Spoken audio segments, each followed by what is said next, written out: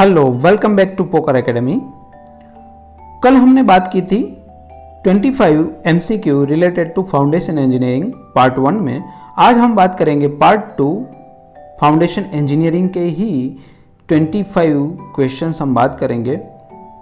I hope कि आपको video अच्छा लगेगा, तो प्लीज़ लाइक करना मत भूलिएगा और अगर चैनल के लिए नए हैं तो प्लीज़ सब्सक्राइब कर लीजिए और बेल आइकन को प्रेस कर लीजिए, जैसे नए वीडियोस की नोटिफिकेशंस आपको मिलती रहे। और आपके फ्रेंड्स के साथ भी शेयर करना मत भूलिएगा। तो चलो स्टार्ट करते हैं पार्ट 2 के क्वेश्चन नंबर 26 से।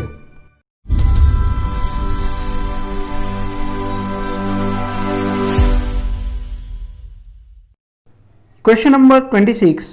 According to IS codes, the maximum differential settlement should not be exceed in the foundation on the clay soil. तो clay soil जब भी होती है तो maximum permissible जो आपकी वैल्यू होती है वो होती है 25 mm। तो क्वेश्चन नंबर 26 का answer 25 mm। By mistake it is a में भी 25 है और सी में भी 25 है, तो आपके दोनों आंसर सही हो सकते हैं। 25 is the correct answer for the question number 26। Question number 27. The possible method adopted for the designing of raft foundation. तो raft foundation के लिए हम कौन सी मेथड यूज करते हैं? Conventional method, elastic method, soil line method या तीनों method? तो सही आंसर होगा आपका, जब आप राफ्ट फाउंडेशन यूज करते हैं तो तीनों मेथड को हम यूज करते हैं, कन्वेंशनल मेथड, इलास्टिक मेथड और सोइल लाइन मेथड। तो क्वेश्चन नंबर 27 का आंसर होगा D. D is the correct answer. Question number 28. The conventional method for designing raft foundation is based on the which of the following assumption. तो जो raft foundation है उनमें आगे जो एक क्वेश्चन किया उनमें हम बात की 3 टाइप की मेथड अडॉप्ट करते हैं। उनमें से कन्वेंशनल मेथड जो है उनमें क्या क्या एजम्पशंस हम लेते हैं? Option A, foundation is infinitely rigid and soil pressure is assume to be planar. तो क्वेश्चन नंबर 28 का आंसर भी हो जाएगा ए। जब हम कन्वेंशनल मेथड की बात करते हैं तो फाउंडेशन हम एज्यूम करते हैं रिजिड बॉडी है और सॉइल प्रेशर जो भी है वो सेम प्लेन पर है, मतलब प्लेनर होता है।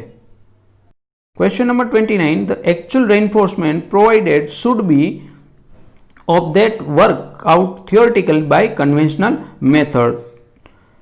कितना परसेंटेज हम रेनफोर्समेंट जो काउंट करते हैं उनसे कितना लेते हैं? ज़्यादा लेते हैं या कम लेते हैं? पहली बात तो ये, तो हम लेते हैं ज़्यादा। तो अब कितना ज़्यादा लेते हैं? तो जनरली लेते हैं twice. So answer of question 29 is A. A is the correct answer for question number 29। 30. The method that can be use for designing the raft based on elastic method. तो हम अब बात करते हैं इलास्टिक मेथड की। Option है simplified elastic foundation and truly elastic. Question option B है conventional elastic foundation. Option C none of the above और D all of the above. तो जो कन्वेंशनल है वो हम यूज करते हैं कन्वेंशनल डिजाइन में। तो यहाँ होगा answer 30A, simplified elastic foundation and truly elastic. Question number 30, answer is A. Question number 31. In truly elastic foundation, the soil is assumed to be obey Hooke's law. Answer of 31 is B. Number 32. Both conventional and flexible method can be used only in the case of. तो जो conventional और flexible method है उन दोनों को हम कब use कर सकते हैं? तो जब आपका फाउंडेशन फ्लेक्सिबल होता है। तो question number 32 answer is C. Question number 33. The modulus of subgrade reaction is applicable only when the load is applied through the plate size of 30 by 30 centimeter and beam size is 30 centimeter while. So the question number 33 का answer हो जाएगा A. Question number 34. The value of modulus of subgrade reaction can be found out based on the effect of. तो कौन C effect हम count करते हैं? Size and shape. तो जब हम मॉड्यूलस ऑफ सबग्रेड रिएक्शन की बात करते हैं तो साइज एंड शेप को हम काउंट करते हैं। तो 34 का आंसर है A. Question number 35. The effect of shape is based on the principle. तो प्रिंसिपल कौन सा है जब आप इफेक्ट ऑफ द शेप की बात करते हैं? तो वो ये प्रिंसिपल होता है प्रिंसिपल ऑफ सुपरपोजिशन। तो question number 35 answer is A. Question number 36. In effect of SAP method, the columns load and bearing pressure distribution are divided into actually 3 system में हम डिवाइड करते हैं। तो क्वेश्चन नंबर 36 का answer है सी 3। Question number 37. The first system of forces consist of option A difference between actual column loads, second varying distribution load acting downward, C option is column supported reaction acting downwards और all of the above। तो हम first जो system होती है वो होती है column support reaction. तो क्वेश्चन नंबर 37 का आंसर होगा C.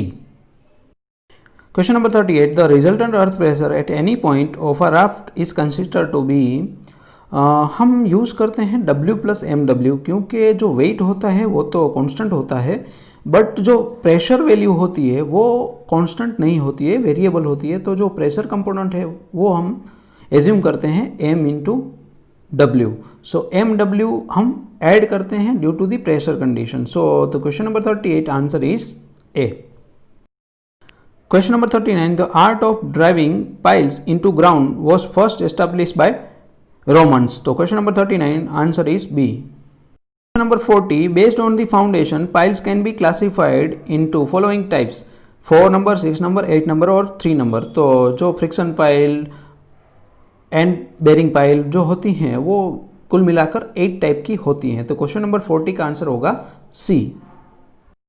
Question number 41. Which of the following piles is used to compact loose granular soil. तो जब आपके पास लूज ग्रेन्युलर सोइल है तो आपको उनको कंपैक्ट करना पड़ता है। तो क्वेश्चन नंबर 41 का आंसर होगा C compaction pile. Question number 42. Sheet piles are commonly used in hydraulic structure. तो bulkhead. Question number 42 answer is A. Question number 43. The piles that are used for protecting structures from slip and floating object is known as fender piles. तो question number 43 answer is B. Question number 44.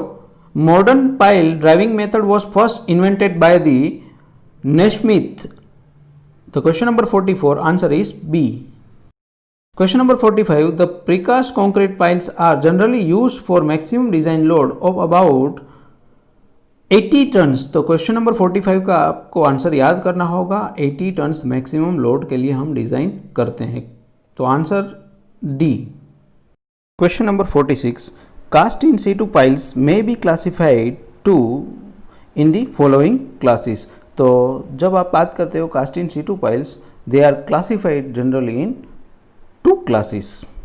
So the answer is C। Question number 47. Which of the following piles is a cast in situ type of concrete pile।